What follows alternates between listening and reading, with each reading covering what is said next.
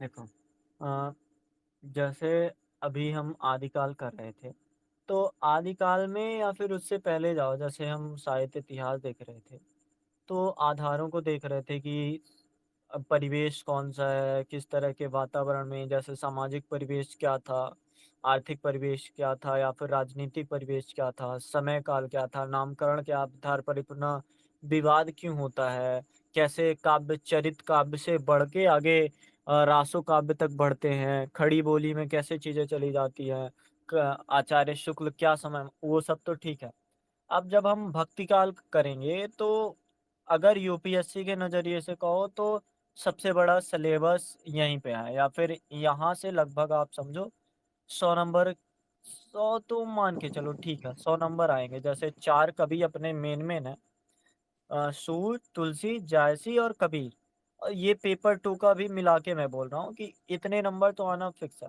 और पेपर 1 में जैसे भक्ति काल है ना, तो वहाँ पे संत काव्य धारा, सूफी काव्य धारा, राम भक्ति काव्य धारा, कृष्ण भक्ति काव्य धारा। तो आगे जो ये 6-7 दिन होने वाले हैं, 8 दिन होने वाले हैं, तो ये बहुत ज़्यादा इम्पोर्टेंट होंगे। और बहुत ज़्यादा इम्पोर्टेंट सिर्फ़ इस नज़रिए से नहीं कि पेपर में आएगा। यहाँ पे अगर हमने आधार बना लिया, बढ़िया से पकड़ बना ली कि हम व्याख्या जब कर रहे हैं तो चीज़ों को समझ रहे हैं। जैसे अगर कबीर की व्याख्या कर रहे हैं तो वहाँ पे कम से कम 3-4 चीज़ें रस हो गया, अलंकार हो गया, कौन-सी शब्द शक्तियाँ हैं, उसके कला पक्ष को अगर हम समझ गए, तो समझो कि हम आगे भी जो करेंगे, तो वहाँ पे बहुत ही आसान होगा। तो अब जैसे आदिकाल हो गया, आदिकाल में 3-4 कवि हैं और आज तक 3 कवि, हेमचंद्र कभी पूछा नहीं, पर पूछेगा हेमचंद, स्वयंभू या फिर पुष्यदंत तो उनको भी अब हम सहज रूप से बता सकते हैं। रही बची बात कि खुसरो और विद्यापति जो हैं, तो इसको हमने अवहट्ठ और खड़ी बोली में किया है थोड़ा बहुत और थोड़ा जो ज़रूरत महसूस होगी, बचेगी, तो उसको हम देख लेंगे। मतलब कोशिश करेंगे एक क्वेश्चन हो जाए इनसे भी, फिर मैं बता दूँगा कि हाँ, ऐसा है। मैं रिकॉर्ड भी कर दूँगा और वैसे भी आपको पर्सनल भी बता दूँगा कि ऐसे-ऐसे है और अमीर खुसरो इतना महत्व कर रहे हैं या फिर विद्यापति ऐसे महत्व रख रहे हैं। अब डायरेक्ट आ जाते हैं हम हिंदी साहित्य के भक्ति काल में। समय वही हम आचार्य शुक्ल के आधार पर लेके चलते हैं, तो 1375 से 1700 विक्रमी संवत वही जब खिलजी, तुगलक, सैयद, लोदी, मुगल आदि। तो एक तो हमने जब बात की थी कि आचार्य शुक्ल के सीमाओं की, तो वो कहते हैं भक्ति आंदोलन जो है ना, इस्लाम धर्म के विरोध पर उगा हुआ है या फिर इस्लाम धर्म के विरोध के रूप में जो कुछ बच गया था, वो बचा था क्या करना कि आप ईश्वर की भक्ति करो और उस भक्ति से ही चीज़ें प्राप्त करो या फिर उस भक्ति से ही आप अपनी इस तटस्थ जनता के बारे में कर सकते हो या फिर कुछ भी जो भी करना हो। तो एक तो हम ऐतिहासिक परिवेश पहले समझते हैं कि क्या था ऐतिहासिक परिवेश, फिर हम सामाजिक या सांस्कृतिक परिवेश समझते हैं। पहले हम परिवेश समझ लेंगे और कबीर हो सकता है आज भी थोड़ी बहुत बात बीच-बीच में आए, पर कबीर हम कल ही करते हैं क्योंकि भक्ति काल को समझ लेना थोड़ा इम्पोर्टेंट है। तो ऐतिहासिक परिवेश देखो, जैसे कि जन आस्था का विश्वास का समय था यहाँ भक्ति किस लिए होता है? पहले आप ये बताओ, भक्ति इंसान किस लिए करता है? सर इंसान के हिसाब से सर देखे तो वो भक्ति इसलिए करता है उनकी प्रति आस्था हो। उन वो हमेशा जो बोलते हैं वो हमेशा सच बोले। उतना अच्छा से नहीं मालूम है सर। हाँ, देखो एक तो समाज के लिए आपको रोटी, कपड़ा, मकान चाहिए, ठीक है, पता है। लेकिन जब हम धर्म से जुड़ते हैं, आस्था से या विश्वास से जुड़ते हैं, तो जीवन जीने का एक सार्थक मार्ग समझ आता है। जैसे अगर निर्गुण और सगुण की बात की जाए, तो निर्गुण भी एक प्रकार से भक्ति ही है और निर्गुण भक्ति में साफ-साफ समझ आता है कि आप भक्ति को एक ईश्वर तक या फिर मोक्ष तक का मार्ग समझते हो। उस चीज़ को जीवन जीने की कला। और यहाँ पे जब हम हिंदी साहित्य का भक्ति काल पढ़ेंगे, तो 2 प्रकार की भक्तियाँ आचार्य शुक्ल की अगर माने तो 2 प्रकार की भक्ति बताते हैं, निर्गुण भक्ति और सगुण भक्ति। और निर्गुण भक्ति को भी 2 भागों में बाँटा और सगुण को भी 2 भागों में बाँटा। तो पहले हम ऐतिहासिक परिवेश देखते हैं कि भक्ति काल का ऐतिहासिक परिवेश क्या रहा होगा या फिर कैसे-कैसे उस परिवेश के कारण, ऐतिहासिकता के कारण वो प्रभाव करता है। जैसे आप समय देखो, पहले आप ऊपर जहाँ भी पढ़ रहे हो, कॉपी है, पेज है, जो भी है, 1375 से 1700 बिक्रमी संवत नोट कर लो। मतलब खिलजी, तुगलक, सैयद, लोदी या मुगल आदि वंशों ने दिल्ली पर राज किया। ये टाइम पीरियड है। अब ये जब टाइम पीरियड है, मतलब मुस्लिम साम्राज्य में क्रमिक उत्थान पतन का युग है। अब शुक्ल जी की फिर से बात याद करें तो वो कहते हैं कि शुक्ल जी हो गए और बहुत से ऐसे और, जैसे शुक्ल जी कहते हैं कि देश में मुसलमानों का राज्य प्रतिष्ठित हो जाने पर हिंदू जनता के हृदय में गौरव, गर्व और उत्साह के लिए अवकाश ना रह गया। अब वो गौरव कैसे मनाए, उत्साह कैसे दिखाए, या फिर कोई त्योहार है तो कैसे मनाए, कोई भी साहित्य युग पर परिस्थितियों से प्रभावित हुए बिना नहीं रहता। किंतु भक्तकालीन साहित्य परिस्थितियों से बहुत कम प्रभावित हुआ है।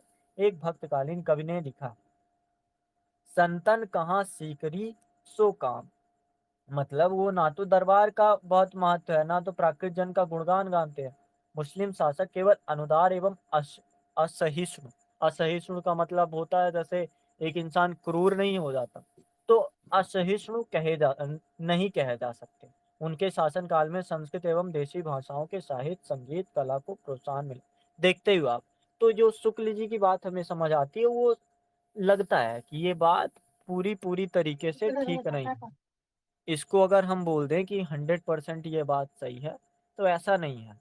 ये आप काल की बात करते हो तो उस काल में तो फिर प्रोत्साहन भी मिलता है, विरोध में तो केवल ना रहा होगा।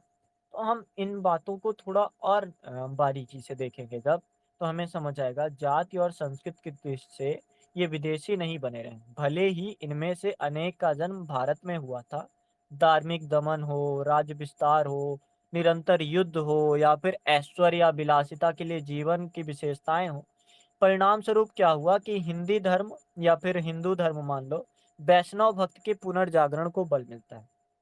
हालाँकि शुक्ल जी मतलब द्विवेदी जी इसका विरोध करते हैं, पर हम समझने के लिए थोड़ा-सा शुक्ल जी के साथ ही चलते हैं कि क्या-क्या बातें हैं। तो परिणाम स्वरूप क्या हुआ, हिंदू धर्म या फिर वैष्णव भक्त के पुनर्जागरण को बल मिला।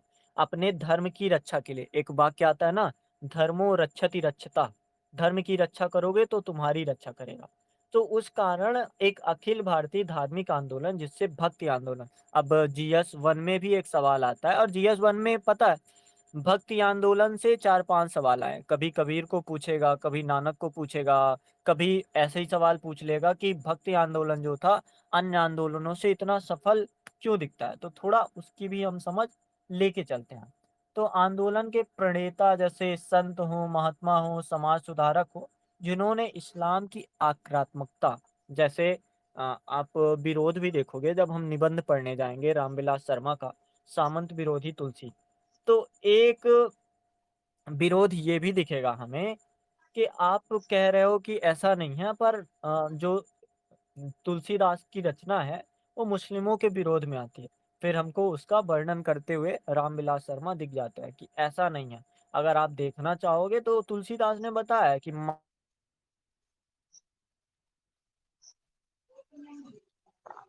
वॉइस नहीं आ रही सर। हेलो। हेलो।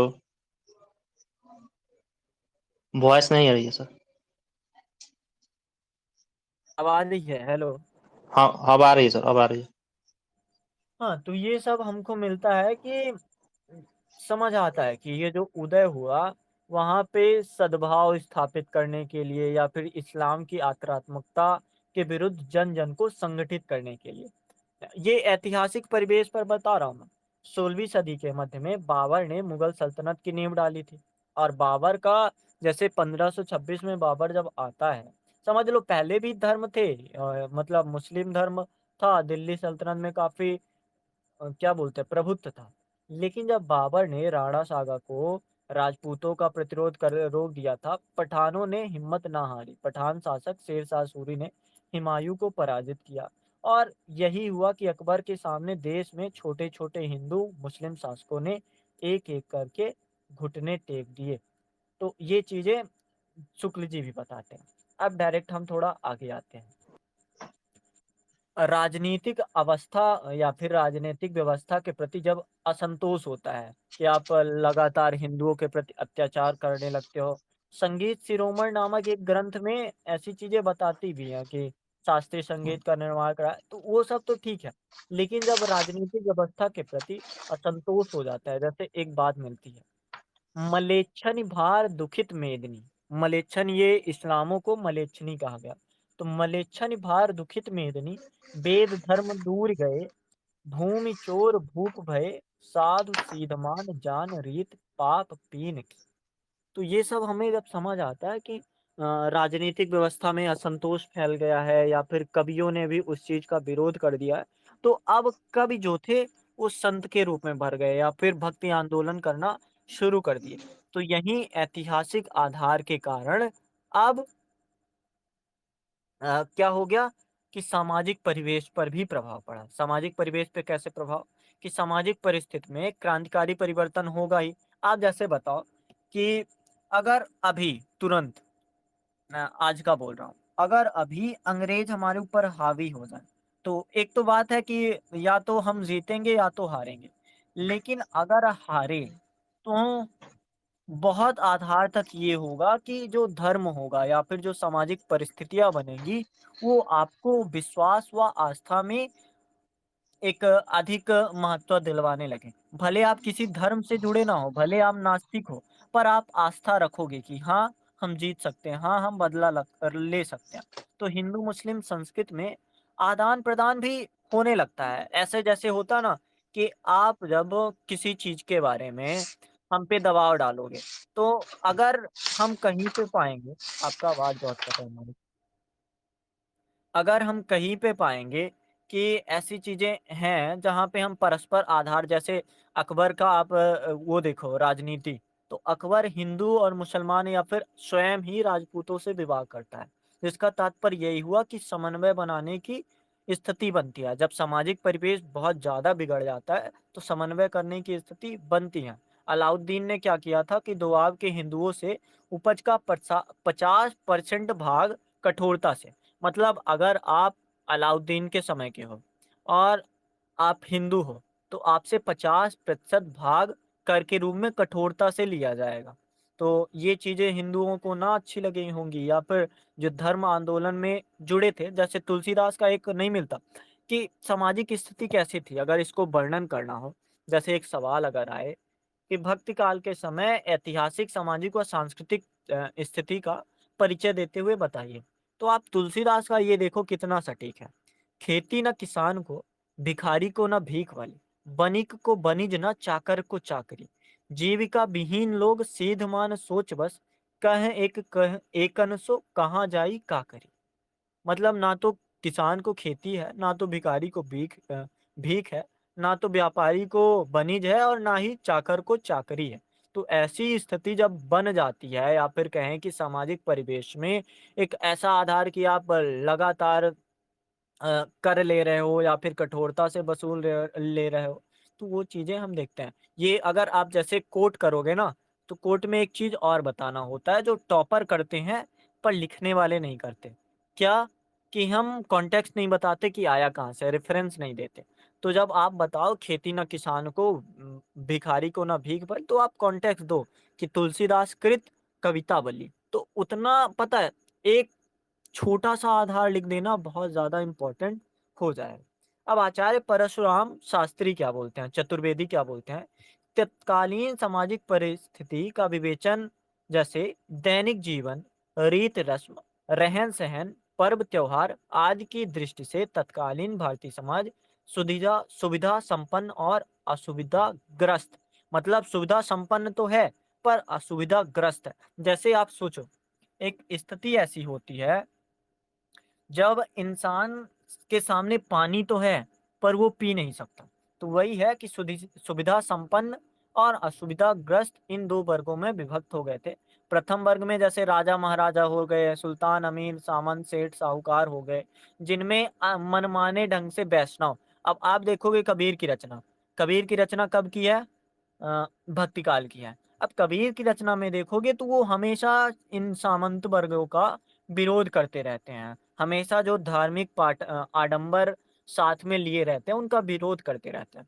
तुलसी जो है, वो सामंत विरोधी तुलसी हैं। अगर आप सूरदास की लोक मंगलकारी धारणा को देखना चाहोगे, तो कृष्ण को एक राजा की तरह वो नहीं दिखाते, एक ग्वाले की तरह दिखाते हैं।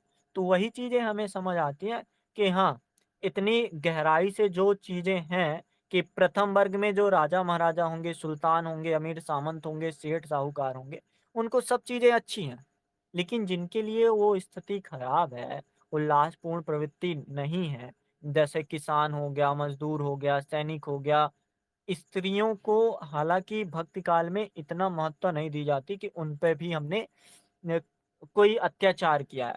पर आप रखना चाहो तो स्त्रियों को भी रख सकते हो कि दूसरे वर्ग में स्त्रियाँ सबसे नीचे आती थी।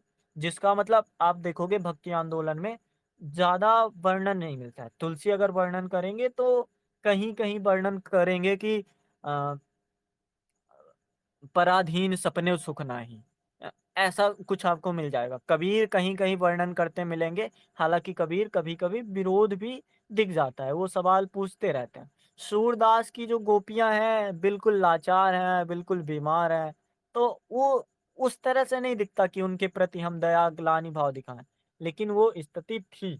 पर हमने जैसे बात की थी साहित्य इतिहास में, जब कोई साहित्य लिखता है ना, तो सामाजिक परिवेश पर भी आधारित है। अगर सामाजिक परिवेश में जैसे अभी मैं बताऊँ कि अगर 20वीं शताब्दी में एलजीबीटीक्यू संघर्ष कर रहे हैं, लेकिन उनके संघर्ष को उतना महत्व नहीं दी जा रही है, तो सामाजिक परिवेश ही है कि लेखक लिखेगा या नहीं लिखेगा। अगर दलित संघर्ष कर रहे हैं, फिर भी वो लिखने की हिम्मत नहीं जुटा पा रहे हैं कि ऐसी-ऐसी चीज़ है, तो वो साहित्य आपको नहीं मिलेगा। तो सामाजिक परिवेश भी काफ़ी हद तक ऐसा था। साध समाज भी मतलब था ज़रूर साधु समाज, लेकिन पाखंड था। जैसे कल बताया था ना, कल या फिर आज जो अभी मैंने रस अलंकार वाला एक ऑडियो डाला है, तो उसमें मैंने बताया कि कर का मन का फेर के, मन का फेर। मतलब जो हाथ की माला है, उसे तो तुम फेर रहे हो, लेकिन जो मन की माला है, उसे तुम नहीं फेर रहे हो। मतलब पाखंड रूपी जो स्थिति थी, वो छाया मंडराने लगती। आप सभी चीज़ें देखो, जितनी चीज़ें मैं बताऊँगा, तो वो सब चीज़ें आपको आगे साहित्य में मिलने वाली हैं, चाहे कबीर हो, तुलसी हो, जायसी हो या सूरदास हो। हर स्थिति आप के साथ आपके सामने रूबरू होगी। तो उन चीज़ों का वो खुलकर सामना करते हैं। जैसे रामानंद और उनके शिष्य जाति व्यवस्था का या फिर उत्तर भारत में जो स्थितियाँ हैं, सामाजिक रूढ़ियाँ हैं, मुस्लिम हिंदू एकता के आधार हैं। जैसे इन हिंदुअन की हिंदुआई देखी तुर्कन की तुर्काई, तो वो एकता के बारे में बात करते हैं। मुगल काल में जो संगीत, कला आदि का क्षेत्र था, जैसे आपको शायद ये घनानंद वगैरह छायावाद में, तो वो तो बाद में मिलता है। ठीक, तो मुस्लिम महिलाओं की स्थिति हिंदू स्त्रियों से भी अधिक भिन्न ना थी। वही बहुविवाह प्रथा, जैसे हमने अभी देखा था नाच नाच साहित्य में कोई एक रचना थी, जिसमें बहुविवाह के दुष्प्रभाव को दिखाया गया। तो यहाँ पे वही भी स्थिति थी कि एक इंसान के या फिर एक मनुष्य, मनुष्य नहीं बोलूँगा, एक आदमी के एक से अधिक स्त्रियाँ हों, तो उनकी दुर्गति हुआ करती थी। तो उस चीज़ को भी लिखते हैं। जैसे एक तुलसीदास का है पार्वती मंगल। पार्वती मंगल में तुलसीदास ने साफ-साफ बताया है कि एक वर कैसा होना चाहिए या फिर किसी स्त्री के लिए जो होता ना कि सबसे सबसे बेस्ट वर या फिर उसका पति कैसा होना चाहिए, उसकी कंडीशन बताई। शायद 8 प्रकार से बताया कि ऐसा पुरुष होना चाहिए और शिव में या फिर शंकर में वो सारी महत्ता मिलती हैं, इसलिए उनका विवाह कराते हैं। वो पार्वती मंगल हालाँकि पढ़ना ज़रूरी नहीं है, लेकिन ऐसे अगर कॉन्टेक्स्ट 1-2 भी मिले, तो आप उसको लिख लें। तो ऐतिहासिक स्थिति देख ली कि कैसा समाज था, सामाजिक स्थिति देख ली कि कैसी दुर्गतियाँ थी, क्या-क्या आधार था। जैसे देखो आधार अच्छा भी रहा होगा, सुंदर भी रहा होगा। जैसे भ्रमर गीत सार में आप देखोगे तो स्त्रियाँ विलाप कर रही हैं, ये सब हो रहा है। और तुलसीदास में आप देखोगे तो समस्याएँ ही समस्याएँ, कहीं न कहीं थोड़ी अच्छी चीज़ें भी दिखती हैं। कबीर का देखो तो गुरु की कृपा वगैरह जब बताना होता है, ठीक स्थिति बताते हैं, लेकिन वहाँ पे भी विरोध विरोध ही करते रह जाते हैं। तो उसका मतलब ये आया कि साहित्य में अक्सर अच्छी चीज़ें तो लिखी जाती हैं, लेकिन जो उनका पेन का या फिर उनकी कलम का मेन आधार होता है, वो समाज के हित या फिर प्रगतिशीलता का आधार होता है। जैसे हम अभी नाथ साहित्य में देखें, तो नाथ साहित्य में आप रचनाएँ रचो, ठीक है, अच्छी बात है, लेकिन प्रगतिशीलता का आधार तो होना चाहिए। जैसे अगर आप कोई कहानी लिख रहे हो, तो कहानी आप ऐसी लिखें कि पढ़ के आनंद आ गया, लेकिन उससे कोई प्रगतिशीलता हुई नहीं। तो वो साहित्य उस तरह से उसको प्रासंगिकता नहीं मिलती। जैसे आप गोदान में देख लो, गोदान को पढ़ने के बाद इंसान वो नहीं रहता जो वह पहले रहता है। तो यानी साहित्य ये अच्छा है, तो इसे पुरस्कार भी जैसे कलम का सिपाही हो गया, प्रेमचंद के बेटे अमृत नायर ने लिखा, तो उनको साहित्य अकादमी पुरस्कार मिला तो इसका अर्थ है कि कुछ ना कुछ उसमें विशेष रहा होगा। तो जब हम साहित्य लिखते हैं या फिर जैसे हम भक्ति काल अभी पढ़ रहे हैं, तो यहाँ आप देखना, या तो समस्याओं पर चोट किया जाएगा या तो चीज़ों को सुधारने का प्रयत्न किया जाए। अब सांस्कृतिक परिवेश में आते हैं कि कैसा समाज था।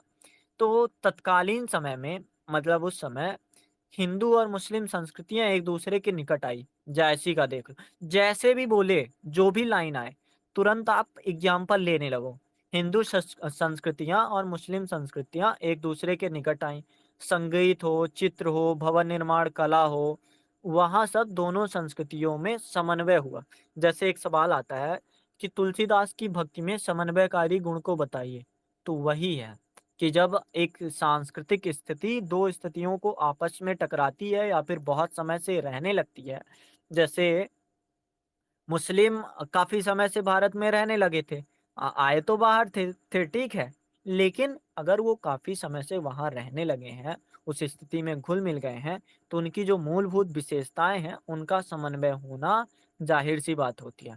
पुराणों में समन्वयता को जागृत करने का, उसको बढ़ावा देने का प्रयास होता है।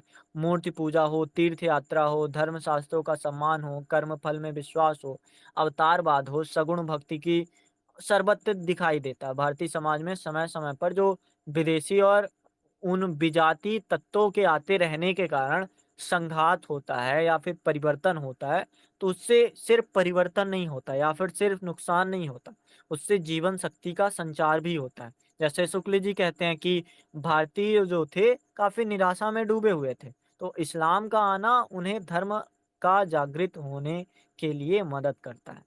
डूबते-डूबते उभर कर इस युग में एक उल्लेखनीय विशेषताओं के रूप में इसी चीज़ को गिनेंगे हम, कि यही युग है। और यहाँ पे थोड़ा-सा जैसे हम कबीर को पढ़ेंगे, और हालाँकि तुलसी और सूरदास में तो नहीं है, लेकिन कबीर और जब जायसी को पढ़ेंगे, तो वहाँ हमें कुछ रहस्यवाद भी दिखेंगे या फिर सिद्धांत भी दिखेंगे। जैसे विशिष्ट द्वैतवाद, केवलाद्वैतवाद, द्वैतवाद, शुद्धाद्वैतवाद आदि मतों का भी आधार दिखता है, या फिर उनको चाहे हम मान लें कि ईश्वर को निरपेक्ष मानकर उनकी भक्ति का प्रतिपादन करना, परंतु जो आत्मा है, परमात्मा है, मोक्ष है, ये जितनी भी बातें करूँगा, आपको मोस्टली कबीर में दिखेंगे। बाकी जगह उतनी गहराई से नहीं जाते, क्योंकि कबीर पर नाथ साहित्य या सिद्ध साहित्य का प्रभाव पड़ता है। और हमने पढ़ा भी है कल कि नाथ साहित्य और सिद्ध साहित्य आप अगर पढ़ोगे, तो उनमें आत्मा, परमात्मा, मोक्ष का मिलना आदि सारी चीज़ें दिखती हैं, उन वो सिद्धांत रह जाते हैं। नाथ साहित्य की एक विशेषता उसका आध्यात्मिक दर्शन भी है। तो ये चीज़ें हमें थोड़ा-सा भक्ति काल में भी देखने को मिलती हैं, क्योंकि भक्ति आंदोलन का आधार सिर्फ़ एक ईश्वर नहीं हो सकता या फिर एक आधार नहीं हो सकता। वहाँ पे अलग-अलग सिद्धांतों के आधार पर अलग-अलग मत होंगे। तो सांस्कृतिक परिवेश में ऐसी चीज़ें थी, तो ईश्वर और मनुष्य के बीच संबंध स्थापित करने का माध्यम। अब जैसे मैंने बोला ईश्वर और मनुष्य के बीच संबंध स्थापित करने का। अब आप लाइन सुनो। रैदास की भक्ति कैसी थी? दास भाव की। मीराबाई की भक्ति कैसी थी? साख्य भाव की। तो आप क्या समझ रहे हो? या फिर अगर पूछो जायसी की भक्ति कैसी थी? तो जायसी अपने ईश्वर को अपना पति मानते थे, और मतलब उनकी अर्धांगिनी के रूप में, या फिर जैसे इश्क मजीजी से इश्क हकीकी तक होता है ना, तो यही चीज़ें हम समझ रहे हैं कि मनुष्य और ईश्वर के बीच संबंध स्थापित होगा। या तो दास भाव का होगा, प्रभु जी तुम मोती हम धागा, जैसे सोने मिलत सुहागा, प्रभु जी तुम स्वामी हम दासा, ऐसी भक्ति करे रैदासा। या फिर अगर पूछा जाएगा मीराबाई की भक्ति कैसी है, तो मीराबाई श्री कृष्ण को अपना पति मानती हैं। या फिर साथी साक्ष्य रूप में स्वीकार करती हैं। तो ईश्वर और मनुष्य के बीच संबंध स्थापित होगा। तो जब हम सूरदास का पढ़ेंगे तो एक लाइन मिलती है कि ऐसा लगता है कि सूर यशोदा हो गए और यशोदा सूर हो गई। तो वहां पे जो भक्ति है या फिर संबंध है और गहराई के स्तर पर पहुंच जाता है। या फिर जब निर्गुण भक्ति वाले कबीर दास रचना करते हैं तो वहां पे अपने आप को कुत्ता या फिर जैसे कबीरा कूता राम का मुतिया मेरा नाम। तो वहां पे जो भी है निर्गुण हो निराकार ब्रह्म हो उसका दृश्य ना बन रहा हो पर संबंध स्थापित कर रहे हैं कभी जो भी है। तो ये चीजें हमको दिखती हैं। अब आगे क्या होता है, ज्ञान चर्चा की आड़ में पाखंड का प्रशय मिलने लगा और समाज में एक प्रकार की अराजकता भी फैली। तो कुछ लोग तो एक ये काम करेंगे कि उस अराजकता को दूर कराएं, उसमें सबसे आगे कबीर है। लेकिन भक्ति आंदोलन जब जैसे भी बढ़ेगा, जैसे आप समझो कि अगर 2025 में समझ लो, थोड़ा हम पीछे चले गए 2024 में अभी हम, तो 2025 में अगर महाकुंभ होना है तो कुछ तो होंगे। मैं ऐसा भी नहीं कह रहा कि सारे पाखंड वाले हैं, सभी जो क्या बोलते हैं ज्ञानी पुरुष होंगे पाखंड वाले होंगे। लेकिन कुछ लोग इसे अपने आर्थिक रूप के रूप में या फिर पाखंड के रूप में प्रयोग करते हैं। और ऐसे हमारे पास एग्जाम्पलों या फिर उदाहरणों की कमी नहीं है कि हम कह दें कि हाँ पाखंड तो है ही नहीं। पाखंड के रूप में भी किसी भी धार्मिक अधिकार को या फिर भक्ति आंदोलन जब चल रहा है तो उसको प्रयोग करेंगे, प्रशय में लाएंगे, चाहे उसको अनाचार बोल लो, मिथ्याचार बोल लो, व्याभिचार बोल लो, सब कुछ पलेगा, उसे धर्माचार में ही पलेगा। आत्मा परमात्मा मोक्ष आदि तो चलेगा, पर साथ ही साथ कह सकते हैं कि इनकी जो संख्या होगी ये थोड़ी अधिक हो सकती है। साधना व्यक्तिनिष्ठ के आधार पर निष्ठ या फिर अपना व्यक्तिवाद ज्यादा अधिक महत्वपूर्ण हो सकता है। तो तीन परिवेश हमने समझा, ऐतिहासिक परिवेश, राजनीतिक क्या बोलते हैं सामाजिक परिवेश और सांस्कृतिक परिवेश। यहाँ पे कोई दिक्कत हो तो बताओ। ये तो सर वैसे ही है जैसे इतिहास में पढ़ा था, और यही है कि सर नाथ सहित में जैसे पढ़े थे। और तो वैसे ही बुराइयों का भी जैसे होता है तो कभी जैसे कि सर कभी बताते हैं कि धार्मिक आंदोलन हो रहा है उसका विरोध कर रहे हैं, तो वैसा ही कि कबीर कबीर भी विरोध कर रहे हैं। जितने भी आगे जो लेखक होंगे कुछ ना कुछ दिखाने का प्रयास करेंगे, बुराई के रूप में उनको हटाने का प्रयास करेंगे कबीर। हाँ ठीक है। तो मतलब इतना तो समझ चुके हो कि जो ऐतिहासिक, सामाजिक और क्या बोलते हैं इसको सांस्कृतिक परिवेश है, ये थोड़ा सा आधार दे रहा है कि जो भी रचनाकार होगा इसी तरह की या फिर इन्हीं तरह की रचनाओं से जुड़ा होगा। तो अब जो मेन बात हमको करनी है, साहित्यिक परिवेश क्या था और उस साहित्यिक परिवेश के आधार पर कैसी रचनाएं होती हैं। तो जब आप रामचरितमानस देखोगे तो सबसे पहले तो आपको अवधि दिखेगी और दूसरी बात दिखेगी कि पद्य है और छंदोबद्ध काव्य है। मतलब जैसे हमको मिलता था आदिकाल में कुछ चौपाइयाँ, 25 चौपाई के बाद एक दोहा आता था। तो हमें छंदोबद्ध काव्य के रूप में भी प्रस्तुति मिलती है। आप कबीर का देखोगे तो दोहा दोहा लिखे रहते हैं, या फिर आप इनका देखोगे जायसी का देखोगे तो एक बड़ा सा, चाहे इसको शायद सोरठा बोलते हैं या फिर कोई मेल से जो बनता है वो बोलते हैं, तो उसका आधार वो लेते हैं। मतलब साहित्यिक परिवेश में अधिकांश पद्य में अर्थात छंदोबद्ध काव्य के रूप में है। समय संस्कृत जो उच्च हिंदू वर्ग के लोग की काव्य भाषा थी, शाही दरबारों में अरबी फारसी का प्रयोग होता था। बात तो वही थी कि लोक भाषाओं का विशेष विशेष रूप से कौन सी भाषाएं मध्यकाल में आएंगी, भक्त काल में कौन सी भाषाएं फेमस होंगी। सर भक्ति काल में और देखे तो वही सर पीछे के देखे तो एक सेकंड सर यहाँ हम पर 1300 में आ गए हैं, टाइम है 1300, 1300 से 1700। यहाँ पर सर खड़ी भी होगी, ब्रज भी होगा और और अवधि भी होगा। और कहीं कोई कबीर वाला, कैसा कबीर की, कबीर की कबीर की सर देखी। हाँ, संधा भाषा या अब फिर सदुकड़ी। हाँ हाँ तो भाषा के रूप में तो हम समझ रहे हैं कि टाइम पीरियड ये है और ब्रज भाषा मेनली और अवधी भाषा का उपयोग होगा। ब्रज वाले कवि बता दो फिर कौन से हैं ब्रज भाषा के। सर कभी के नहीं याद है, फिर समझ जाता हूँ थोड़ा, याद कर लूंगा देखो, सर ये। सूरदास ने जो भ्रमर गीत सार लिखा है ब्रज भाषा में है।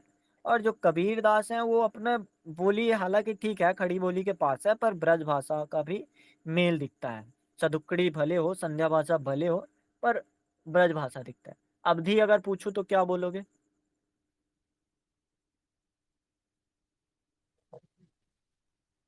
अवधि में सर तुलसी ने लिखा और जायसी ने लिखा है, मतलब जो अपने सिलेबस में हम सिर्फ उतनी बात करते हैं।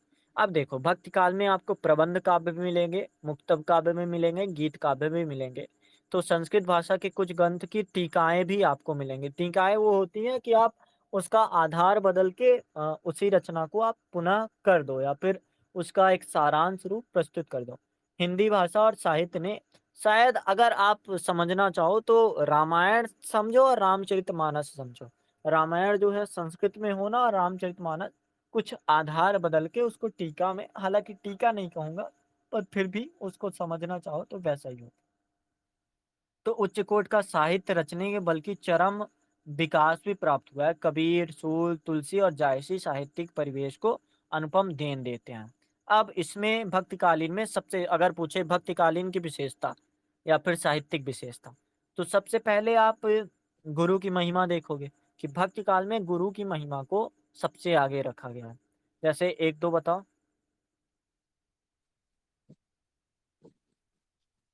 एक सेकंड। जैसे देखो, कबीर गुरु का महत्व बताते हैं, सबको पता है ना। हाँ सर।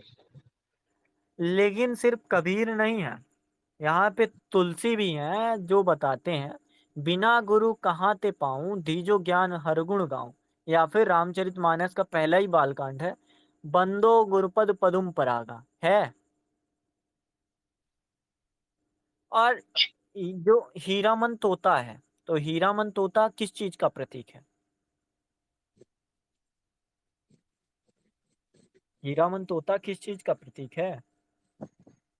वो गुरु का प्रतीक है। आप जैसे अब क्या करना, अब हम शुरू कर दिए हैं, कल कबीर होगा, तो आप पढ़ते रहो, साहित्य पढ़ो थोड़ा, और जो टेक्स्ट है उसको पढ़ो तो ज्यादा सही रहेगा।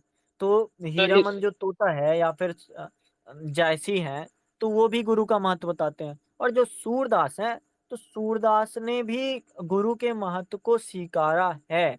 जहाँ पे वो कृष्ण जो है, उद्धव को अगर बताने जा रहे हैं, जो योग मार्ग सिखा रहे हैं, मतलब डायरेक्ट जो अपने सिलेबस पे है उसमें समझते हैं, तो ये चीजें हमें साफ साफ दिखती हैं कि गुरु की महिमा का वर्णन भक्ति काव्य धारा, या चाहे निर्गुण मान लो या फिर सगुण मान लो, दोनों जगह पे स्वीकार की गई है और दोनों जगह पे उस चीज को रखा गया है। अब दूसरी बात हम करते हैं कि नामकरण अथवा नाम की क्या महत्व है।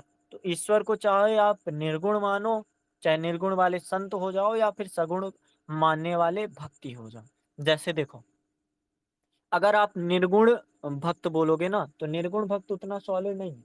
पर अगर आप निर्गुण संत बोलोगे, जैसे निर्गुण संत और सगुण भक्ति वाले, जैसे राम कृष्ण अल्लाह के नाम का आप स्मरण करोगे, तो आप सगुण वाले होगे। लेकिन अगर आप राम नाम को आधार तो मानोगे, पर वो राम नहीं मानोगे, जैसे राम नाम का मरम है, दशरथ पुत्र सारा जग है बखाना, राम नाम का मरम है आना, जो कबीर कहते हैं। तो आधार तो वही लेते हैं कि हाँ, नाम के आधार पर आप ले लो, पर अलग चीज है। अ, तो संत कभी राम रहीम हो जाएं, जो भी हो जाएं, कबीर का राम और तुलसी के राम में भिन्नता देखी जा सकती है। और अगर सवाल आता है कि जैसे एक सवाल नहीं था कि अ, सूरदास की सूरदास के काव्य में वियोग, सूरदास की गोपियों का वियोग और तुलसीदास की सीता का वियोग, दोनों में तुलना कीजिए, तो हो सकता है आ जाए कि आप कबीर के राम और तुलसी के राम में अंतर स्पष्ट करो। तो जाहिर सी बात है, और उसको हम समझ ही रहे हैं कि दोनों में अलग अलग आधार हैं। भक्ति भावना का प्राधान्य होना, अब बताओ, नाम ही है भक्ति काल, तो भक्ति भावना जरूरी है होगी। जैसे आधार बताओ कैसे भक्ति भावना होगी। एक मैं चाहता हूं कि आप एक एग्जांपल देके बताओ। भक्ति भावना से जुड़ हुआ है, चाहे तुलसी का दे दो, कबीर का दे दो, सूरदास का दे दो, जिसका भी आपको पता है।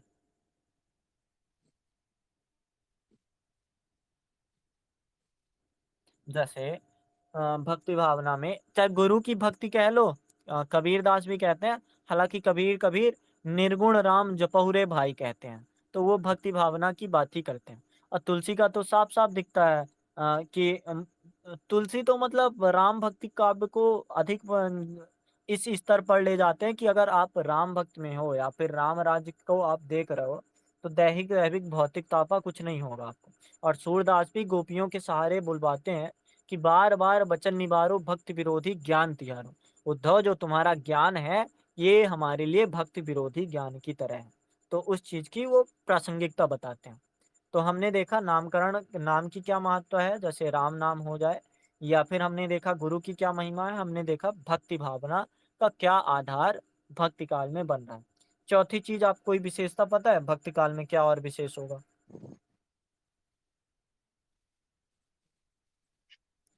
जायसी का काव्य, अगर मैं बोल दूं कि जायसी के काव्य में क्या विशेष है, सबसे बड़ी बात क्या है, तो क्या कहोगे आप? प्रेम कहना चाहिए मेरे हिसाब से तो। नहीं सर, जैसी के आधार पर सर देखें तो वो दोनों बताते हैं। उसमें सर बता रहे थे थोड़ा सा अश्लीलता के आधार पर उसमें बता रहे थे, या कहे तो दोनों मिलकर है। देखो, आप वो मत समझो कि अगर श्रृंगार में वियोग है तो वो प्रेम नहीं होगा। प्रेम की स्थिति चार प्रकार से होती है, प्रथमा और उसके मतलब अंतिम स्थिति मान तक है। तो सूरदास के आधार पर देखो, तो सूरदास के काव्य में भी प्रेम आपको दिखेगा। भ्रमर गीत सार एक वियोग या श्रृंगार संयोग श्रृंगार से पूरा लबालब ग्रंथ है, या फिर कहें कि है ही। भ्रमर गीत सार को काफी अधिक महत्व। जैसी का जो पद्मावत है या पद्मावती है, तो उसमें भी आपको साफ साफ दिख जाएगा कि हाँ प्रेम पर ही लिखा है, चाहे ईश्वर के प्रति प्रेम हो या फिर जो प्रतीक के रूप में आए हैं पद्मावती रतन सेन का प्रेम या फिर नागमती रतन सेन का प्रेम, तो वो दिखता है। और आप अगर कहोगे कबीर में प्रेम नहीं मिलता, तो कबीर ने भी बता रखा है, पोर्थी पढ़ पढ़ जग मुआ, पंडित भया न कोय, ढाई आखर प्रेम का पढ़े सो पंडित होए। ठीक है। तो जैसे ये मैं जो भी बता रहा हूँ ना, ये बहुत ज्यादा इंपॉर्टेंट है कि आप गुरु की महिमा बताओगे, नाम की महत्ता बताओगे, भक्ति भावना बताओगे, प्रेम भाव की क्या भक्ति अभिव्यक्ति है उस चीज को बताओगे। अब अगली चीज, ये चीज थोड़ा बड़ी हो जाती है या फिर भक्ति काल को एक अलग स्तर पर ले जाती है, जहाँ सवाल आते हैं कि तुलसीदास ने भक्ति रूपी अफीम पिलाया है कि उस चीज को आप भक्ति भाव में बिल्कुल लिप्त हो जाओ, भक्ति के नशे करने लगो। या फिर कहा जाता है कि भक्ति काल जो है सांप्रदायिक काल है, जैसे आचार्य शुक्ल जी कहते हैं कि अगर आप इसको भक्ति मानोगे तो फिर सांप्रदायिक ही कह दो। लेकिन ऐसा नहीं है। यहाँ ये जो भक्ति है संसार के बंधनों से मुक्त होने की बात करता है। ये थोड़ा अलग स्तर का भक्ति है, जहाँ पे जैसे आप तुलसी का देखो, तो अंत में जो राम है वो बैकुंठ को सिधारते हैं, या फिर उनका जो कवितावली है उत्तरकांड है वहां पे बताया गया। और जो कबीर है वो तो बहुत ही आसानी से समझाते हैं कि यह संसार कागज की पुड़िया, बूंद पड़े घुल जाना है। तो संसार के बंधनों से मुक्त होने की बातें आपको दिखेगी ही। या फिर आप जायसी का देख लो कि जायसी बोलते हैं, कोऊ न रहा जग रही कहानी। यहाँ पे ना तो रतन सिंह रहेंगे, ना तो अलाउद्दीन खिलजी रहेंगे, ना नागमती रहेंगी, ना पद्मावती रहेंगी, ना हीरामन तोता रहेंगे। कोई नहीं रहेगा। जो रहेगा तो कहानी रहेगी। इस संसार के बंधनों से सब कुछ मुक्त रहेगा। तो वो चीजें हमें दिखती हैं। सूरदास में आप देखो, तो सूरदास में भी गोपियां समझाने आती हैं कि ठीक है, प्रेम नहीं मिला तो क्या हुआ, लेकिन प्रेम का जो ये वियोग है, इसी को मैं ऊपर मानता हूँ और इसी से मैं जीवन के तरने की वो बातें करता हूँ। तो वहां भी हमको दिखता। तो आप देखो, जितनी भी भक्ति काल है, भक्ति काल में अपने सिलेबस में, हम सिर्फ सिलेबस की अभी सोच रहे हैं, जितना भी सिलेबस में है, वहां पे ये चीजें विशेषता के रूप में आती हैं। अगली चीज, सत्संग भजन कीर्तन, इनका महत्व। जैसे तुलसीदास क्या लिखते हैं, बिनु सत्संग विवेक न होई, लिखते हैं। या फिर जब आप जायसी का देखोगे, तो हीरामन तोता और रतन सिंह दोनों का संवाद वही है कि एक गुरु है और दूसरा शिष्य है। और जब तक गुरु व शिष्य का संवाद नहीं होगा तब तक वो पद्मावती उसको बोल लो या फिर बोल लो कि ईश्वर को, जो उनके क्या बोलते हैं पति के रूप में है, तो उनको वो प्राप्त नहीं कर सकता। सूरदास को देख लो, सूरदास में एक वाक्य आता है भ्रमर गीत सार में कृष्ण का, जहाँ पे कृष्ण बोलते हैं कि ऐसे को वैसे बुद्धि होती, ब्रज पठवे तो आने। अगर मैं इनको ब्रज पठवूँगा, तो ब्रज में मतलब बिन सत्संग विवेक ना हो, वही वाली बात है कि इसको आप समझ सकते हो। और कबीर का तो है ही कि गुरु की महिमा को वो गुरु को अंग में लगभग 33 या 34 पद हैं अपने सिलेबस में। तो उन पदों में आपको हर जगह मिलेगा कि आप सत्संग करो, चाहे गुरु के साथ करो या फिर अच्छे लोगों के साथ करो। तो आपको कबीर, तुलसी, सूर और जायसी हर जगह सत्संग की महत्ता दिख जाएगी, या फिर भजन कीर्तन संगीत का महत्व दिखता है। अब जाति पात की बात करें, तो जात पात साफ साफ में आपको आप समझ रहे हो या फिर मैं बस आगे आगे बढ़े जा रहा हूँ? नहीं सर, ऐसे मैं पढ़ा था तो उतना अच्छा से नहीं अच्छा से समझ में नहीं आया था। आप जैसे बता रहे हो वैसे मिल भी नहीं रहा था। आज मैं आपको पक्का पीडीएफ भेज दूंगा, आज मैं नहीं करूंगा आगे। ठीक है। हाँ सर, तो ठीक है। अब जाति पाति हुआ ऊंच नीच की बात, तो कबीर का देखो, तो कबीर तो कहते हैं एक जाम एक मलमूत्र, एक खून एक गुदा, एक जोनि में सब उत्पन्ना, को बामन को सूदा। उनका बहुत ही क्लियर स्पष्ट समझ आता है। और जाति न पूछो साधु की, पूछ लीजिए ज्ञान, ये भी ठीक है, कबीर का समझ आता है। तुलसी क्या बोलते हैं, जात पात पूछे नहीं कोई, हरि को भजे सो हरि का होई। तो कबीर और तुलसी में साफ साफ समझ आता है कि जात पात से कुछ खास होने नहीं वाला है। आप चाहे फिर धर्म वर्म की बात बता लो, जैसे ये वो नहीं मिलता, मांग के खइबो मस्जिद में सइबो, लेबो को एक न देबो को दोई। तो वो धर्म की भी उतनी विचार, और कबीर भी धर्म का खंडन करते हैं। तो आपको वहां पे मिलेगा कि हाँ ऐसी चीजें हैं। अब अगली चीज, भगवान तथा भक्त के प्रति क्या संबंध है, कैसे भाव हैं, तो जैसे मैंने शुरू में ही बताया था कि भगवान व भक्ति मतलब जो सच्चे भक्त हैं तो भगवान को वश में कर लेते हैं। जैसे भगवान भी भक्त के नीचे अपने आप को रखते हैं, ऐसी बातें हमको बहुत जगह मिलती है।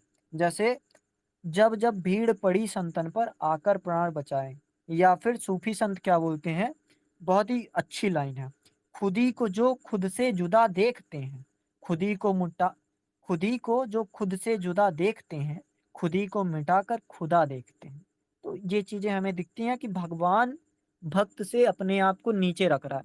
जैसे जब आप रामविलास शर्मा का वो पढ़ोगे निबंध सामंत विरोधी तुलसी, तो वहां पे आपको एक बहुत ही बड़ी लाइन मिलेगी कि जो तुलसी है ना, वो भगवान को भक्त से छोटा या फिर भगवान को भक्त से नीचे रखते हैं।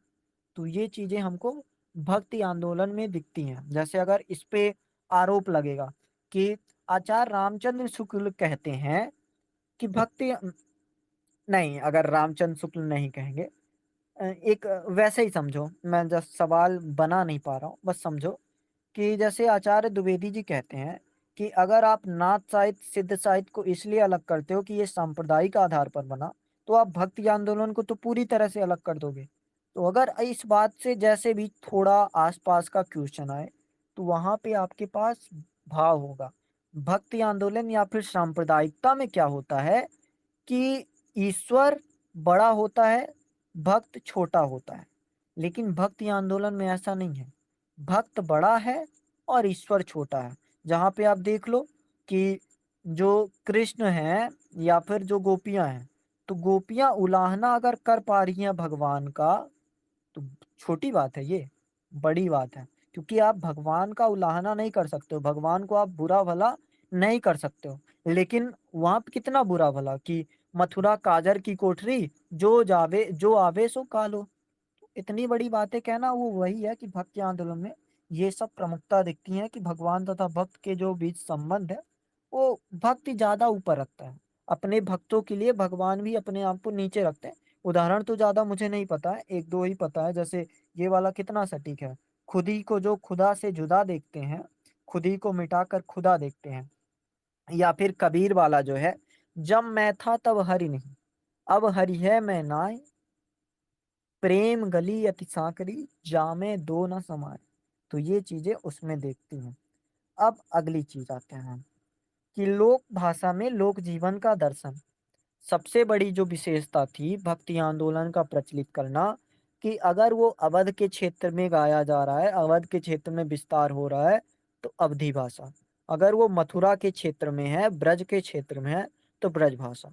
अगर वो लोक मंगल कामना बहुत ज़्यादा बढ़ जाती है, सदुक्कड़ी भाषा, संध्या भाषा। अगर वो जायसी कहते हैं तो ठेठ अवधी भाषा। अगर जो रहीम है, अब्दुल रहीम खान खाना, तो अगर वो कहते हैं तो खड़ी बोली के साथ ब्रज भाषा। तो आप देखो, जन की भाषा को अपनाना भक्ति आंदोलन की सबसे बड़ी विशेषता रही है। तो ये चीज़ें हमें समझ आती है कि भक्ति आंदोलन इतना अगर ऊँचा गया, या फिर इसकी इतनी प्रमुखता बढ़ती है कि सबसे सफल आंदोलनों में, जैसे इसको आप जीएस में भी बना के लिख सकते हो। हालाँकि साहित्य के स्तर पर नहीं, पर अगर वो जो पीवाईक्यू देखोगे कि भक्ति आंदोलन इतना सफल रहा अन्य आंदोलनों से भी, तो आप बताओ, जब सारी स्थितियां सामंजस्य बैठाने लगे, तो वहां पे उस आंदोलन का सफल हो जाना जरूरी है। तो ये चीजें हमको दिखती हैं भक्ति आंदोलन में। तो अब आगे बढ़ें। हाँ सर बोले। अब देखो, जैसे जैसे मैं बढ़ूंगा, तो वैसे वैसे सिलेबस के करीब पहुंचूंगा, और कल हम संत काव्य धारा के कबीर पर बात करेंगे। आज थोड़ा बात करते हैं कि विभाजन कैसे होता है, या फिर आंदोलनकारियों ने किन किन आधारों पर कदम उठाया। तो भक्ति भगवान के प्रति मानव की प्रेम भावना का प्रभाव है। भक्ति का मतलब सिर्फ सांप्रदायिक भक्ति नहीं, या फिर आडंबरकारी भक्ति नहीं। ये मानव की प्रेम भावना का प्रवाह है। इस भावना प्रवाह से वह तो आनंद की अनुभूति करता है, जबकि दूसरे उस आनंद अनुभूति को प्राप्त करते हैं। मतलब जैसे कि आप अगर भजन करोगे, तो सामने वाला जो आपके सामने बैठा है, उस भजन के आनंद की अनुभूति प्राप्त करेगा। तो ये चीज है भक्ति। भक्ति का मूल उद्गम से हमें वेदों से ही दिखाई पड़ने लगता है। वह उनकी भक्ति, जैसे आप देख ही रहे हो कि हम जब आदिकाल पढ़ रहे हैं, तो वहां भी दिख रहा है, वेद में भी हमें काफी हद तक दिखता है, जिससे ऋषियों ने गहरी श्रद्धा और अनुरक्त के द्वारा देवताओं पर ऋचाएं लिखी थी। विष्णु को भगवान के रूप में प्रतिष्ठा मिल चुकी थी, गीता इसका प्रमाण है ही। आचार्य रामचंद्र शुक्ल क्या बोलते हैं, अब थोड़ा सा हम इसको आप नोट करना चाहो तो कर सकते हो, बाकी मैं भेज तो दूंगा ही।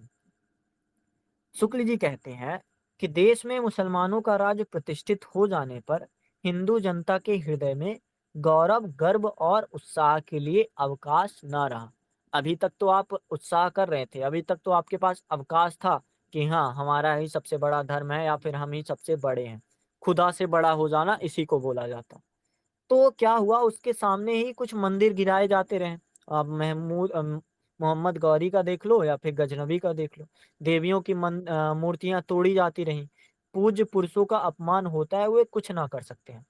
इसके साथ ही एक बात मैं कर दूं, इस चीज का आचार्य द्विवेदी जी खंडन कहते हैं कि दक्षिण भारत में तो ऐसा कोई आक्रमण नहीं था, तो वहां तो 8वीं सदी से भक्ति आंदोलन शुरू। तो वो चीज आप दिमाग में लेके चलना, लेकिन क्वेश्चन की डिमांड के अनुसार। तो आगे चलते हैं। ऐसी स्थिति में अपनी वीरता के गीत ना तो वे गा ही सकते, ना लज्जित हो सकते। अभी आप वीर रासो गा रहे हो, रासो काव्य गा रहे हो, जिसमें आप अपनी वीरता के गीत गा रहे हो कि ये हो गया, दुर्भिक्ष हो गया, या फिर महिलाएं वीर रस से लबालोर हैं कि मेरा जो पुरुष है अच्छा हुआ मारा गया। तो ऐसी बातें करती हैं। तो अब आप ना तो वीरता के गीत गा ही सकते, और ना बिना लज्जित ही हुए इसे सुन ही सकते हैं। तो आगे चलकर जब मुस्लिम साम्राज्य दूर तक स्थापित हो गया, तब परस्पर लड़ने वाले स्वतंत्र राज्य भी नहीं रहे, और राजनीतिक उलटफेर के बीच हिंदू जनता पर उदासी छाई रही। और पौरुष से हताश इंसान, या फिर हताश जात, भगवान की शक्ति और करुणा की कोई तो दया करे, करुणा की ओर ध्यान देने के बजाय और दूसरा मार्ग ले ही क्या सकता था। तो ऐसी बातें शुक्ल जी कहते हैं। और भक्ति आंदोलन में जैसे शंकराचार्य हो गए, रामानुज हो गए, निम्बार्क हो गए, रामानंद, महावराचार्य, वल्लभाचार्य, चैतन्य महाप्रभु आदि प्रमुख रहे। बाद में जो आते हैं वो तो ठीक ही हैं। तो भक्ति आंदोलन संबत ये माना जाता है 1400 से 17 संबत तक। और कबीर, रैदास, नानक, जायसी, सूरदास, मीराबाई, तुलसीदास आदि भी दिग्गज हुए हैं, जिन्होंने भक्तिकालीन परिवेश को काफ़ी हद तक आगे बढ़ाने में सहयोग किया। अब जैसे अपने सिलेबस में मीराबाई नहीं है, नानक नहीं है, रैदास नहीं है और मान लो शंकराचार्य, रामानुजाचार्य तो नहीं है। तो आप अगर पढ़ना हो तो थोड़ा मीराबाई को पढ़ सकते हो। बाकी रैदास से भी इतना इम्पोर्टेंट क्वेश्चन नहीं आएगा। मीराबाई पे आ सकता है कि भक्तिकालीन महिला के बारे में आप बात बताओ। तो भक्तकालीन महिला में और वारों के जैसे कल किसी ने पूछा था ना, तो और के बारे में तो आपको मुश्किल से ही पता होगा, पर मीराबाई के बारे में आपको अगर पता होगा तो थोड़ा बेटर स्थिति होगी और आप थोड़ा जुड़ाव भी कर पाओगे कि सिर्फ पुरुष साहित्यकार ही नहीं थे जो भक्ति आंदोलन को आगे बढ़ाते हैं, महिला साहित्यकार भी थे। जैसे यूपीएससी का एक तरीका ही है कि ग्लिच कर देना बीच-बीच में किसी चीज़ में, कभी से कुछ पूछ लेना। तो इस चीज़ को आप तैयार कर लेना, बस क्वेश्चन लिख लेना और कुछ नहीं बोल रहा कि मैं आप गहराई से उसको पढ़ो। एक आधार बना लेना कि हाँ, मीराबाई के बारे में ये है। अगर आपको नहीं मिलता तो मैं बोलो एक क्वेश्चन दे दूँगा सैटरडे को, तो आप ढूँढ के लिख लेना या फिर कैसे भी लिख लेना। अब बात करते हैं कि कैसे 2 भागों में बँटा। तो शुक्ल जी ही ऐसा मानते हैं कि सगुण व निर्गुण भक्ति, सगुण बँटा कौन-कौन सी धारा में?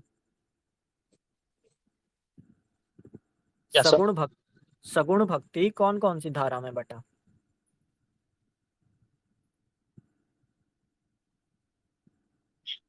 अच्छा, 2 धारा में सर बँटा हुआ था। नाम अ, नाम तो सर राम भक्ति जो सिलेबस में तुलसी जी हैं और कृष्ण कृष्णा भक्ति भक्ति। जो सिलेबस में है वो कृष्ण भक्ति से है सूर्य। और हालाँकि जो हम पढ़ेंगे तो केशव दास को भी पढ़ेंगे जो राम भक्ति से जुड़े हुए हैं और मीराबाई अगर चाहो पढ़ना तो एक दिन पढ़ लेंगे मीराबाई भी। तो राम भक्ति, कृष्ण भक्ति। अब निर्गुण भी 2 भागों में बँटा। संत काव्य धारा और सूफी काव्य धारा। संत को ज्ञानाश्रयी बोलेंगे और सूफी को प्रेमाश्रयी बोलेंगे। तो आचार्य शुक्ल जी ऐसा-ऐसा बाँटते हैं और इनके आधारों पर अब हम थोड़ा आगे बढ़ते हैं। बहुत ज़्यादा गहराई से नहीं समझते हैं इसको, बस समझ लेते हैं। काल-वाल तो हम समझ ही गए कि ये ऐसे-ऐसे था। अब रूढ़ियों तथा आडंबरों का विरोध कैसे होता है? रूढ़ियाँ तो समझते ही होंगे कि जो चीज़ें ज़रूरी नहीं हैं, उसको भी आप ज़रूरी बना के रखो, तो वो चीज़ रूढ़ियाँ हो जाती हैं। जैसे सरल सा समझो कि उदाहरण ही लेते हैं डायरेक्ट। कि रूढ़ियाँ मिथ्या आडंबरा, अंधविश्वास, कटु आलोचना की है। इसका कारण इन लोगों ने सिद्धों तथा नाथपंथियों से प्रभावित।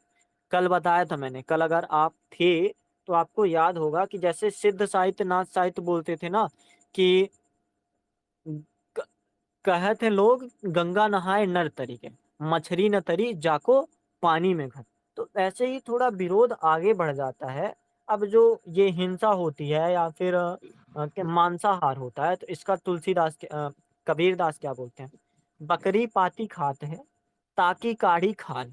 मतलब बकरी पत्ती खाती है, उसकी काढ़ खाल गई मतलब जो खाल है काढ़ ली गई, काढ़ मतलब निकाल ली गई। जो जन बकरी खात है और जो बकरी खाता है, तिनको कौन हवाल, उसका क्या हवाला होने वाला है। आगे बोलते हैं धर्म के लिए, पत्थर पूजे हर मिले या पाथर पूजे हर मिले, तो मैं पूजू पहाड़, ताते वह चक्की भली, पीस खाए संसार।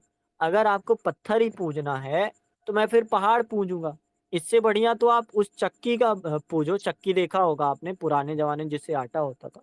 इससे अच्छा तो चक्की भली है, उसी को आप पूज लो जिससे पीस के खाता है संसार। तो ऐसा वो कहते हैं। दूसरा, काकर पाथर जोड़ के मस्जिद लई बनाए, ता चढ़ी मुल्ला बांग दे, बहिरा हुआ खुदा। तो ऐसा विरोध देखने को मिलता सर है इसमें भी हिंदुओं। हाँ, नाथ साहित्य में भी कबीर जैसा मिलता है। हाँ ना, तो अगर आपसे पूछा जाएगा कि सिद्ध और नाथ साहित्य का क्या प्रभाव पड़ा, तो एक उदाहरण देना और फिर इसके बाद ये उदाहरण। अब देखो, अक्सर लोग क्या करते हैं, मतलब मैंने कॉपी देखी है लोगों की है, तो क्या करते हैं कि केवल मुस्लिम के लिए बता दिया या फिर अगर मुस्लिम है तो हिंदुओं के लिए बता दिया कि पत्थर पूजे हर मिले, ऐसा कबीर कहते हैं, और अगर हिंदू है तो बता दिया काकर पाथर जोड़। लेकिन जब हम बताने जाएंगे संप्रदायवाद की तो हम दोनों आधार पे बताएंगे। और अगर ऐसा है ही सवाल कि संप्रदायवाद के आधार पर आप बताओ, तो फिर हम ये भी बताएंगे जो मिलता नहीं है, हिंदुअन की हिंदुआई देखी, तुर्कन की तुर्काई। आपस में दो लड़त मरत है, मरम को न, ऐसा एक करके हैं। तो उसको भी हम बता के थोड़ा सहज हो जाएँगे कि हाँ, हमने गहराई से बताया चीज़ों को। या फिर अगर ऐसे में आप बता रहे हो तो थोड़ा समझ लेना कि क्या बताना है। अब आत्मसमर्पण की भावना देखो भक्ति काल में कैसे मिलती है। तो संत एवं भक्ति साहित्य में कभी इतिहासकारों की मान्यता रही क्योंकि भक्त के क्षेत्र में जब कोई एक व्यक्ति अहम अथवा मैं की भावना को मिटा नहीं देता। जैसे अगर आप पूजा कर रहे हो, तो जब तक आप ईश्वर को अपने से बड़ा समझोगे, तब तक आप भक्ति काल में आ ही नहीं सकते हैं। जैसे मैंने जायसी का बताया कि अपने आप को खुदा समझते हो तो फिर तुम बने ही रहोगे। दूसरी बात जब मैं था तब हरि नहीं, अब हरि है मैं नाय, तो वो चीज़ें मिलना दिख जाता है कि अपने आप को ऐसा नहीं समझना चाहिए। दूसरी चीज़ कि भजन तथा नाम की महत्ता पर बल, यानी सहजो सुमिरन कीजिए, हृदय माहि छिपाहि, होठ होठ सूना मिले, सके नहीं कोई उपाय। अगर आप ऐसी भी साधना करते हैं, जैसे एक मिलता है तुलसीदास के में, अगर आप सिर्फ राम नाम का भी उच्चारण कर रहे हो, तो भी आपको स्वर्ग ही मिलेगा। या फिर आप तुलसी को देखो, निर्गुण राम जपहु रे भाई, तो ऐसी चीजें मिल जाना। या फिर जैसे आप देख लो जायसी का, तो जायसी के जो रतन सेन है, वो अ, शिव जी को भक्ति करते हैं या फिर शिव जी के प्रसन्न करने के लिए तपस्या करते हैं। तो वो सब दिखता है कि भजन नाम की महत्ता को भी बढ़ाया गया है। गुरु की महत्ता वो हमने बात की है, लास्ट बात कर लेते हैं, नारी के प्रति क्या दृष्टिकोण रहता है। तो संतों ने सती की पवित्रता, नारियों की प्रशंसा की है। हालाँकि कहीं-कहीं कुछ आधार दिख जाता है कि थोड़ा बहुत विरोध होता है जिसका आप जानते हो। जैसे पवित्रता मैली भली, काली कुचित कुरूप, पवित्रता के रूप में बारह कोटि स्वरूप। तो ये सब हमें देखने को मिलता है। ठीक है, अब थोड़ा-सा और कवियों की बात कर लें और आज भक्तिकाल हम खत्म करते हैं। फिर हम कल शुरू करते हैं संत काव्यधारा और संत काव्यधारा में हम कबीर को पढ़ेंगे, ठीक है?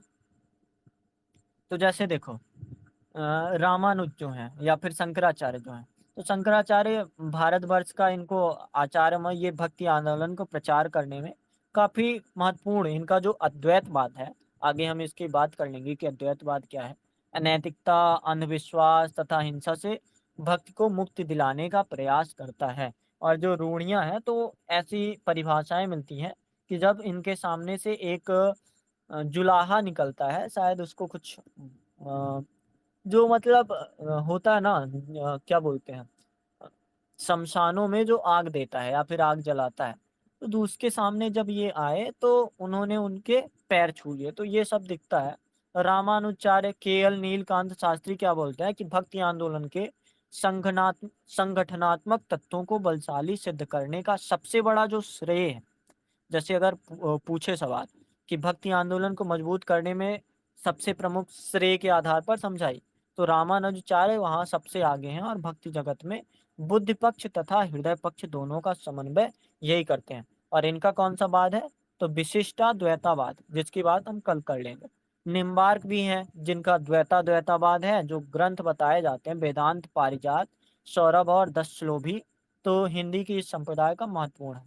रामानंद भी ने काफ़ी कुछ लिखा है, जैसे भक्ति द्राविण उपजी लाए रामानंद, प्रगट किया कबीर ने सबदीप नवखंड, सप्तदीप नवखंड। मतलब कबीर ने प्रकट किया और शब्द, ये चीज़ें हमको मिलती हैं विशेषताओं के रूप। माधवाचार्य हो गए, तो चैतन्य महाप्रभु जैसे जीएस वन में भी आते हैं, तो उनकी भी बात कर लेते हैं। बाकी आज तक हिस्ट्री इतिहास के नहीं, साहित्य के इतिहास में ऐसा कभी नहीं हुआ कि ये वल्लभाचार्य, रामानुजाचार्य ये सब नहीं पूछते, पर चैतन्य महाप्रभु का थोड़ा सुनो। ये क्या करते हैं, दीक्षित हो जाने के लिए शास्त्रार्थ में रुचि रखते हैं, या फिर उनकी रुचि जो जैसे भक्ति मार्ग में आप अगर क्या बोलते हैं दीक्षित हो जाओगे, तो उसके बाद शास्त्रार्थ की रुचि समाप्त हो जाती है। तो वैसा ही होता है, उपदेश बनने के बाद उन्हें याद नहीं रहा कि जयदेव, विद्यापति आदि की कृतियां, ब्रह्म संहिता तथा लीला सुख विमंगल के कृष्णो कर्मावत को छोड़कर अपने भावावेश में कुछ पढ़ने का भी कभी अवसर नहीं मिला। इन्होंने एक रचना लिखी, हिंदू तथा मुसलमानों में कोई भेद नहीं है, तो इसके लिए इन्होंने लिखा, क हिंदू राम प्यारा, तुरक कहे रहमाना, आपस में दो लरी लरी मुए, मरम न काहू जाना। और ऐसा लगभग कबीर का भी मिलता है कि वो चीज़ें दिखती हैं। जैसे कबीर भाषा जो इनकी है, तो भाषा कबीर इन्हीं से स्वीकार करते हैं, चैतन्य महाप्रभु से ही, कि वो भाषा को जैसे बोलते नहीं, कबीरा संस्कृत है कूप जल भाषा बहता नीर। ऐसी चीज़ें वो स्वीकार करना इन्हीं से आता है। और चैतन्य महाप्रभु के बारे में आप जीएस 1 में थोड़ा और पढ़ लेना, भक्ति आंदोलन में। तो ये सब चीज़ें थी हमने जो पढ़ा, तो इस आधार पर हम भक्ति आंदोलन को समझेंगे। अब जैसे-जैसे आगे के समझ लो 4 कवि हैं, तो हर कवि में अगर 2-2 दिन भी लग रहा है, तो अगले 8 दिन हम इतनी बातें इसी आधार पर करने जा रहे हैं कि जो-जो कवि हैं, बस इन्हीं आधारों पर लिखेंगे। और इससे अगर ऊपर भी लिखेंगे तो भक्ति आंदोलन या पेपर 1 में तो आपको नहीं मिलेगा। हो सकता है पेपर 2 में और गहराई से पूछ ले कि जैसे अ, सूरदास की भाषा के बारे में पूछ ले या फिर सूरदास के काव्य के बारे में पूछ ले, तो वो उसका गहरा स्तर है, वो अलग चीज़ हो जाती है। लेकिन अगर पेपर 1 में पढ़ेंगे तो बस इतने ही आधार, जितने लगभग 12 या 13 मैंने गिनाए, इन्हीं आधारों पर हम करेंगे। और आप कोशिश करना कि आप मीराबाई के बारे में कुछ पढ़ लेना, या फिर मान लो शनिवार को, मानो क्या, शनिवार को मैं मीराबाई से क्वेश्चन दे दूँगा, टिप्पणी लिखिए। तो 2 पेज आप कहीं से भी जुगाड़ करके कंटेंट जुटा लेना और उतने में हो जाएगा मीराबाई से, अगर आता भी है तो। और नहीं आता फिर तो कोई दिक्कत ही नहीं। तो अब हम कल बातें करते हैं संत काव्यधारा, और फिर उसके बाद शुरू कर देते हैं डायरेक्ट कबीरदास सर तो पेपर 2 में। सर तो इसमें 4 कवि को पढ़ेंगे, ये 5 कवि के पढ़ेंगे? जैसे कि आधुनिक काल में सर पढ़ेंगे तो इसमें, जैसे कि आपने सर बताया, तो यहाँ पर 4 ही कवि हो रहा है ना? जैसे यहाँ पर इसमें राम 4 को। कवि ही हैं। मैं मीराबाई को इसलिए कह रहा हूँ क्योंकि एक तो कृष्ण भक्ति काव्यधारा की, और दूसरी बात भक्ति काल की, और तीसरी बात महिला कवि। आप पिछले साल का पेपर देख लो, तो अगर पूछ लेगा तो फिर क्या कर लोगे?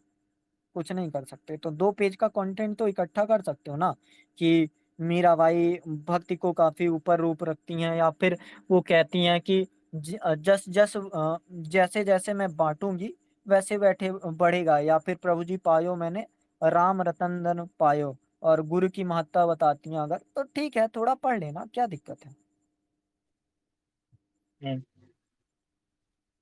वैसे सर यार इसके का सर कंटेंट थोड़ा वैसे सर बता रहे थे तो समझ में आ रहा था, लेकिन सर जैसे आप बता रहे थे वो समझ में तो आ रहा था, लेकिन सर यहाँ पर कंटेंट खोज रहे थे तो आप बता रहे थे कि मिलेगा भी नहीं, वो सच में मिल नहीं रहा वैसे सर। हाँ, वहाँ पे क्योंकि उनको ज़रूरत नहीं महसूस हुई कि ऐसी है। लेकिन अगर आप देखो ना, तो जितनी चीज़ें मैंने बताई, सब कुछ सिलेबस से रिलेट ही था, कुछ बाहर से नहीं था। आप हर जगह देखोगे, व्याख्या करने भी जाएँगे ना, तो यही सब मिलेगा। और आप जो अभी ये मैंने भेजा है 46 मिनट का ऑडियो है अलंकार के लिए, तो सुन लेना ज़रूर, क्योंकि इसमें बस एक अलंकार 3 से 4 मिनट ले रहा है, 12-13 अलंकार हैं। तो सुन लोगे तो ज़्यादा बेहतर होगा, कल से थोड़ा और अच्छे से जुड़ पाओगे। ठीक है? Okay sir. तो सर